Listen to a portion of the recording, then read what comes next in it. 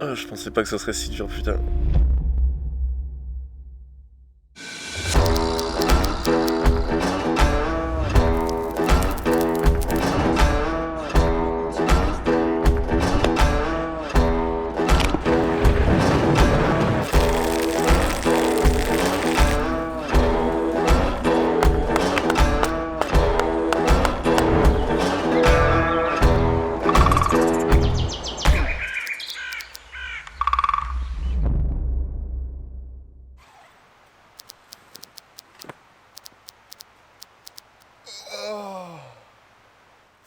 Et salut la compagnie, j'espère que vous vous portez bien. Bienvenue dans ce dernier épisode de l'ermite. Nous allons passer ces derniers jours d'ermitage ensemble. Et puis ensuite, après, on va devoir plier le campement. Je viens de me lever tout juste, j'ai passé encore une très bonne nuit à l'intérieur du tipi.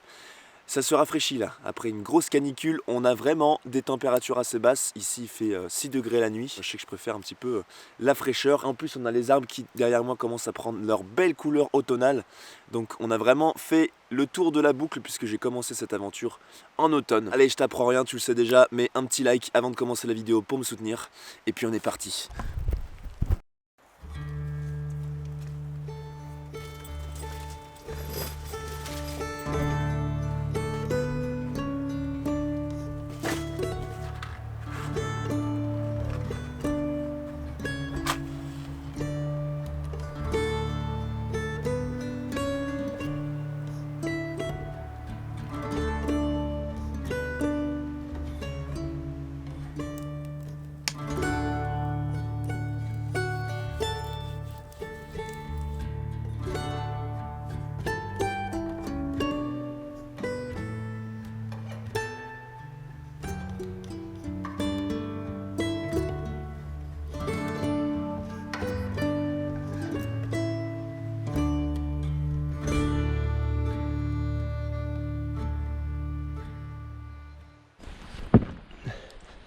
Allez, nous sommes en fin d'après-midi et je vais aller glaner un petit peu de pommes de terre pour ce soir. Je vais faire sûrement une petite poêlée de pommes de terre là sur le poêle à bois.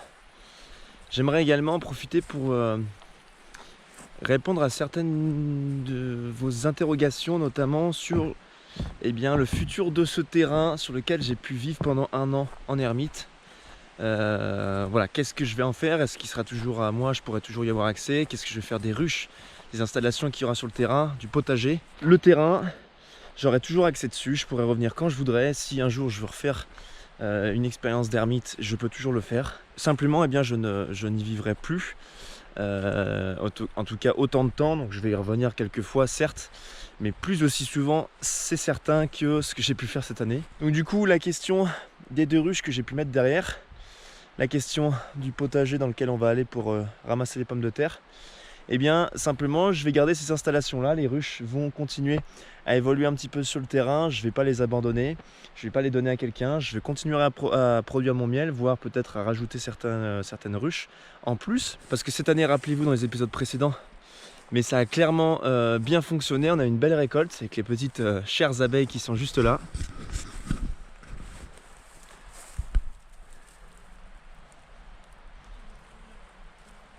Voilà, donc je suis en train de les mettre en hibernation. L'avantage des ruches en fait, c'est que c'est pas comme des animaux traditionnels, genre un âne, des moutons, etc., que j'aurais voulu mettre sur le terrain. Mais je m'étais dit que comme je devais partir, au bout d'un moment, c'était une expérience éphémère. Qu'est-ce que j'allais faire ensuite de ces animaux-là? Alors que les ruches, en fait, il faut être là plusieurs fois dans l'année, on va dire à des laps de temps assez importants. Dans des périodes assez importantes, mais après tu peux les laisser par exemple dans les périodes creuses pendant 1-2 mois sans souci. Au niveau du potager, donc là on est vraiment sur la fin, surtout après la canicule qu'on a eue où c'est vraiment tout sec. Il me reste encore 2-3 petits légumes par-ci par-là, mais c'est assez rare. Je vais laisser ce potager là, donc le laisser évoluer cet hiver, etc. Et normalement je devrais avoir le temps, mais pouvoir le continuer l'année prochaine, si je pars pas bien sûr pendant 3-4 mois quelque part. Mais du coup, j'aimerais continuer à le développer, agrandir un petit peu les cultures, planter de nouvelles choses et puis continuer à amender un petit peu la terre, etc., à entretenir tout ça pour cultiver mes légumes parce que j'ai adoré déguster les légumes que je produisais cette année et je trouvais ça déjà largement meilleur que ce qu'on peut acheter, que ce soit sur les marchés mais surtout au supermarché qui viennent à l'autre bout du monde. Là, on a une production qui est locale, on sait ce qu'on a planté, on sait comment ça pousse, c'est bio. Donc ça fait plaisir et ça change tout finalement. On va aller chercher les pommes de terre rapidement pour la petite poêlée de pommes de terre ce soir. Voilà.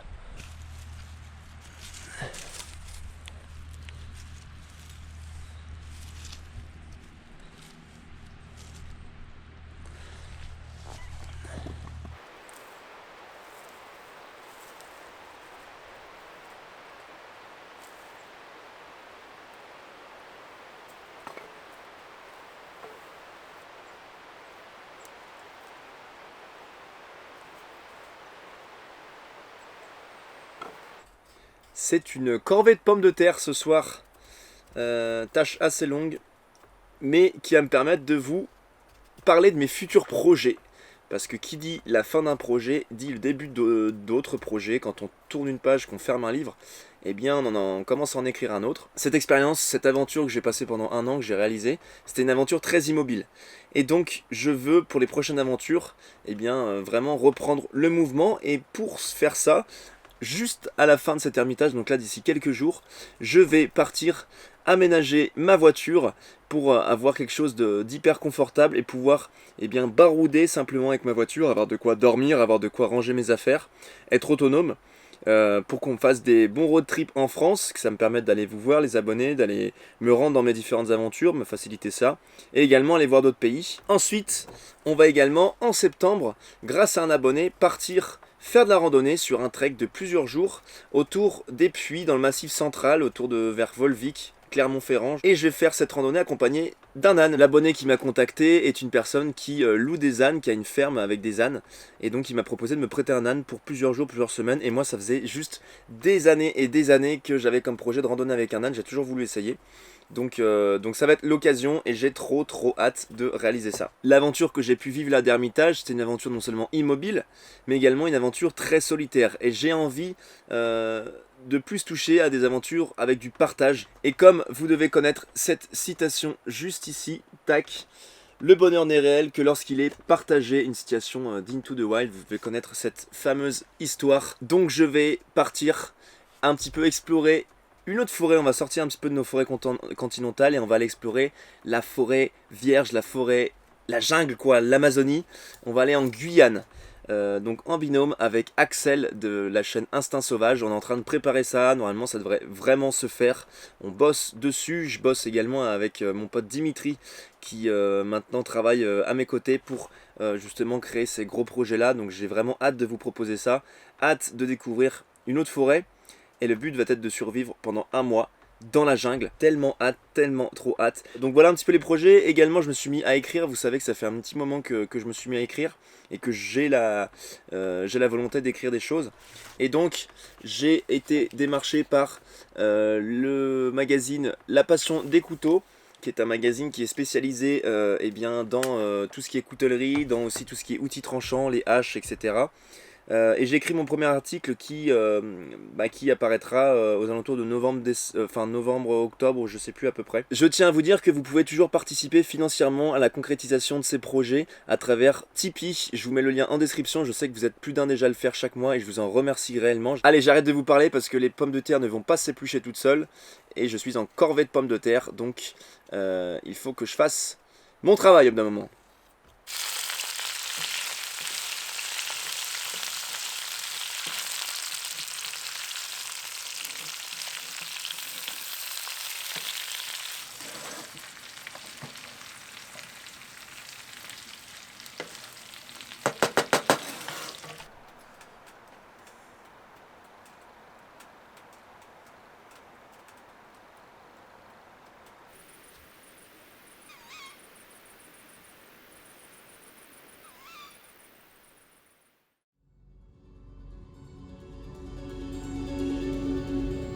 Je n'oublierai jamais ces arbres, ces rapaces qui tournent chaque jour autour de mon tipi.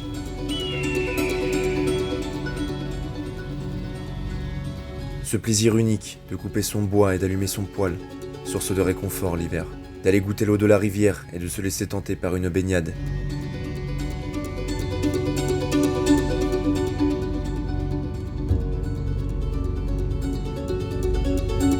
Ce cocon, cette grotte que j'ai créée où je me suis réfugié, il est un endroit unique. J'y avais tout pour vivre. Je garde chaque recoin de cet habitat dans mon esprit. Cette aventure est née d'un pari fou et j'y suis parvenu. Je n'oublierai jamais cette parenthèse de vie. Dans notre imaginaire, l'aventure se vit seulement à travers le mouvement. Ici, j'ai éprouvé une aventure statique, mais ça n'a pas empêché de vivre de nombreuses péripéties.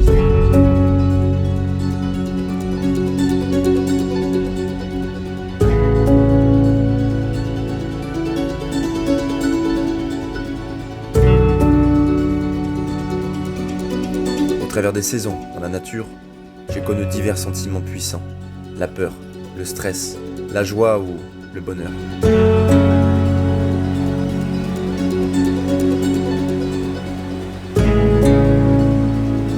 Ici, durant ces 1 an, aucune fièvre ni problème de santé. Mon ermitage a été une forme de remède, une retraite volontaire pour panser mes plaies. À travers l'introspection et dans la nature, j'ai su grandir et me reconstruire.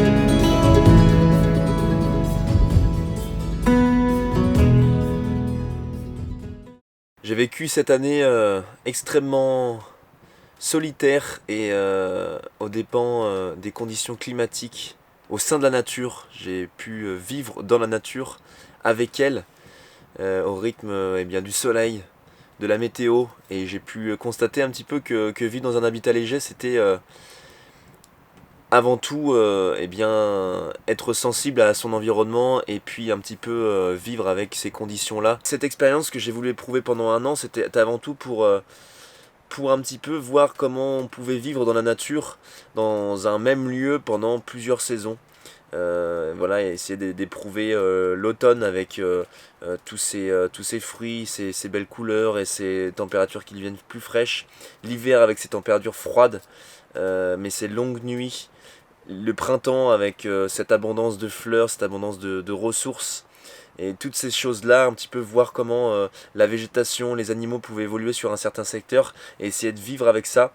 Et ça a été une expérience hyper enrichissante à tel point que j'avais mes habitudes avec les animaux, de voir passer certains animaux toujours à la même heure.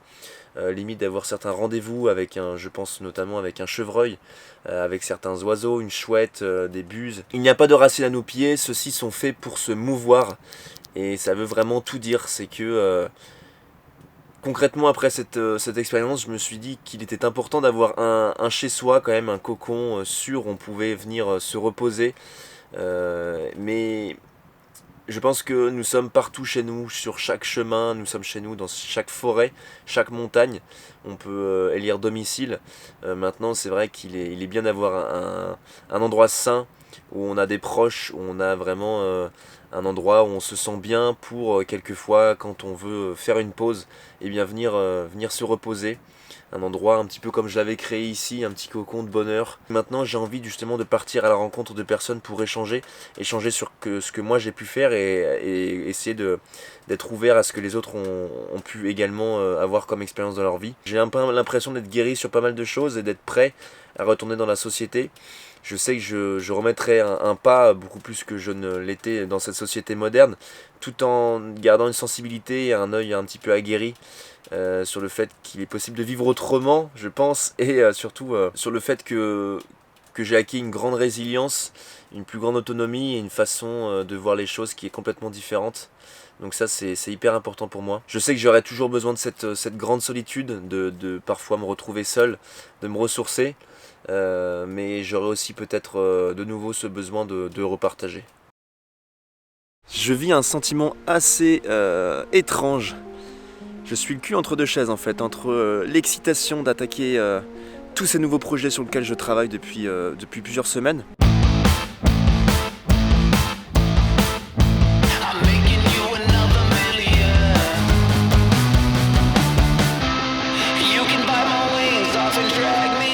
Également, j'ai cette hyper nostalgie et cette tristesse de quitter un petit peu ce mode de vie, de tourner une page de ma vie surtout. Ça fait bizarre, tu vois, c'est un petit peu la même sensation quand tu quittes une copine ou autre que tu avais l'habitude de vivre avec, et puis d'un coup tu sais que ta vie ne sera plus pareille. Il va falloir que tu retrouves une routine, tu retrouves un petit peu une autre façon de vivre. Comme je vous le disais, cette expérience a été unique, enrichissante. Je ne regrette en rien de l'avoir fait, même au contraire. Je suis vraiment trop content, ça m'a apporté tellement de choses. On a subi des défaites. Vous vous rappelez cet hiver quand le Tipeee s'est écroulé avec la neige, donc il y a eu plein de remises en question. Mais on a aussi des grands moments de joie et je pense que cette période d'ermite a été pour moi une sensation de liberté immense, immense, immense. Et c'est ce qui a été, je pense, le plus exaltant dans cette expérience-là. Je sais que cette aventure m'a fait grandir personnellement et n'a pas fini de me faire grandir, car c'est seulement après avoir vécu cette aventure-là, dans quelques mois, quand j'aurai repris un autre mode de vie, que je pense que je me rendrai compte réellement de tout ce que cette année m'a apporté. J'ai grandi dans la mesure où maintenant je sais ce que je veux, je sais quelle vie je veux mener et ce que je ne veux pas dans la vie. Je sais que vivre comme ça, simplement et en autonomie, en tout cas le plus possible, eh bien c'était la façon dont je voulais vivre. C'était la façon de vivre pour moi qui avait le plus de sens. Donc je vais travailler pour atteindre cela, peut-être pour acquérir un lieu un petit peu moins éphémère que celui-ci, peut-être une vieille maison à rénover, que je pourrais rénover en plusieurs années. Je tiens vraiment à te remercier, à vous remercier, vous qui êtes derrière vos écrans et qui suivez avec assiduité cette aventure de l'ermite. Vous m'avez donné de la force et une énergie positive durant tout ce projet-là. Je vais créer un film à l'issue de ce projet-là. Je vais travailler pendant plusieurs semaines dessus. Un film qui va un petit peu résumer les 29 épisodes que j'ai pu rendre disponibles sur YouTube, et dans lequel je donnerai un bilan, une conclusion réelle, et je répondrai aux questions qui m'ont été posées. Donc je vous tiendrai au courant, mais je pense que le film sortira en fin d'année 2023. Également, pour ceux qui veulent un petit peu tester ce mode de vie-là, de vivre dans un tipi, dans un habitat léger sur peut-être seulement un week-end, il y aura une date de stage que j'ai créée qui sera le week-end du 23 septembre, dans lequel j'accueille 6 personnes, donc il y a encore 4 places disponibles, où on va apprendre à reconnaître les plantes, on va faire de la randonnée en milieu montagnard, on va cuisiner sur du feu de bois, je vous apprends à allumer du feu. Également, on va passer une nuit extraordinaire dans un village tipi, donc dans un lieu unique en pleine montagne. Je vous mettrai toutes les informations dans la description, bien sûr, pour que vous puissiez me contacter et réserver votre place. J'ai hâte de rencontrer certains d'entre vous lors de ce stage, pour pouvoir vous transmettre un petit peu toute cette expérience que j'ai pu acquérir durant cette année d'ermitage au milieu de la forêt. J'ai vécu plus de 300 jours dans un habitat léger. J'ai appris qu'on pouvait vivre heureux avec peu. D'ailleurs, il suffit de baisser son degré de confort pour réduire son impact sur son environnement. Et que la recherche du minimalisme et d'une certaine autonomie est sans doute la clé vers la liberté.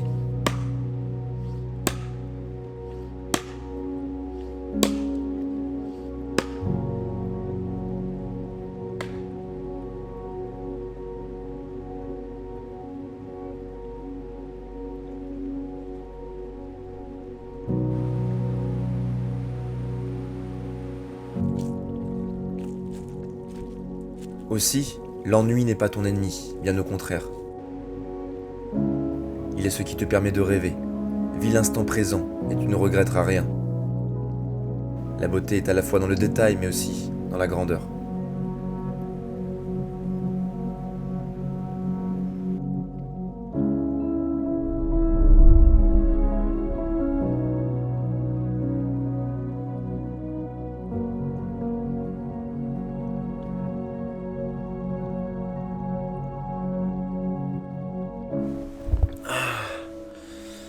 temps de se coucher. J'ai passé la dernière soirée et je vais passer la dernière nuit dans le tipi.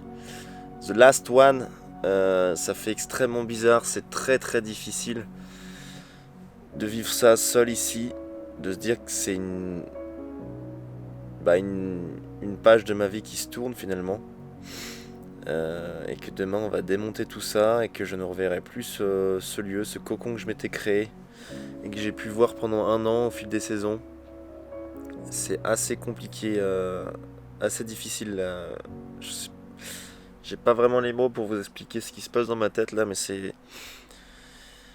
pas facile. Je viens juste de passer 1h30 dehors là en train de regarder le tipi éclairé avec les étoiles et la pleine lune. C'était magnifique.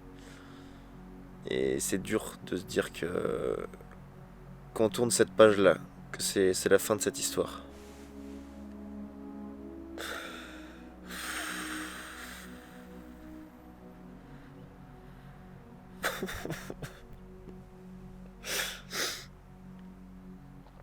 Oh, je pensais pas que ce serait si dur, putain.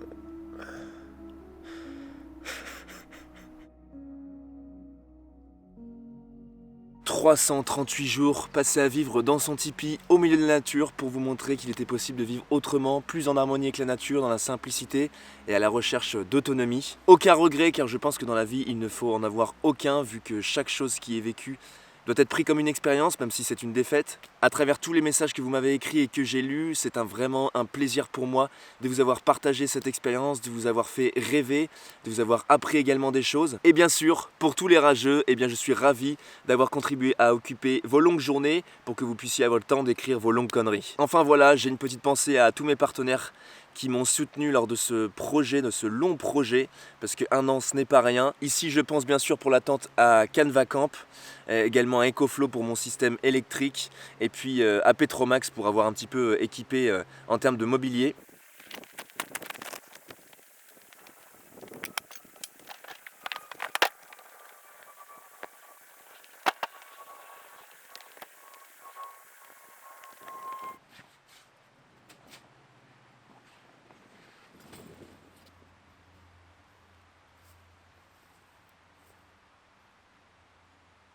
Et voilà, aucun retour en arrière. Le tipi est démonté. Maintenant, il n'y a plus qu'à tracer son chemin et à voguer vers de nouvelles aventures pour écrire les nouveaux chapitres des aventures d'Alexis Bruce. Gwendoline, je suis désolé. Je vais être obligé de te quitter, hein. Malheureusement. Je reprends la route. Allez, à bientôt. C'était une sacrée coquine. Restez connectés et abonnez-vous pour ne pas louper les prochaines aventures qui arriveront nombreuses et toujours plus déjantées. C'était Alexis Bruce et Ciao. Vivre seul dans la nature, c'est permettre de faire croître la confiance que l'on a en soi. Ici, loin de tout, on ne peut compter que sur soi. À la fois son pire ennemi, mais aussi son meilleur ami, on doit apprendre à s'aimer. Aujourd'hui, j'ai confiance et je connais le chemin que je dois prendre. L'aventure est loin d'être finie. Faites-vous confiance et suivez votre instinct. Le plus dur est de faire le premier pas. L'histoire s'écrit en tournant les pages. Un chapitre est clos. Il est temps d'en écrire un nouveau.